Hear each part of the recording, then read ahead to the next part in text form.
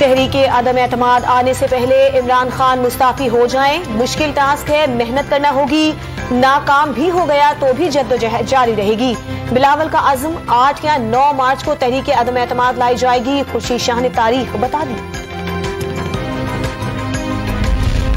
मुल्क के 3 सूबों में तब्दीली आ सकती है तो सिंध में क्यों नहीं। 2023 में सिंध में तब्दीली सरकार बनने जा रहा है।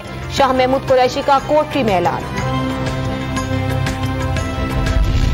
मौजूदा हुक्मरानों से कानूनी और आईनी तरीकों से निजात हासिल की जाएगी। नवाज शरीफ जल्द वापस आएंगे। लीगी रहनुमा ख्वाजा आसिफ का सियालकोट में वर्कर्स कन्वेंशन से खिताब।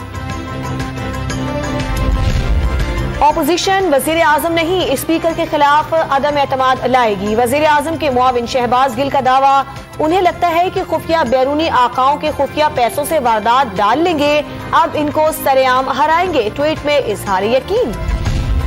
बाजोड़ की तहसील मामून में धमाका, 7 अफराद जख्मी हो गए।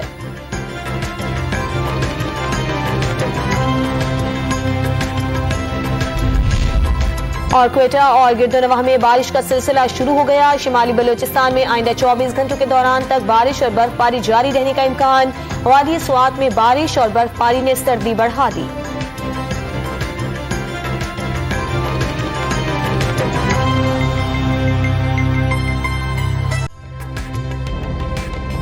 ताज़ा तरीन वीडियोस के लिए हमारा YouTube चैनल सब्सक्राइब करके बेल आइकन प्रेस करिए ताकि आपको मिले हर अपडेट सबसे पहले।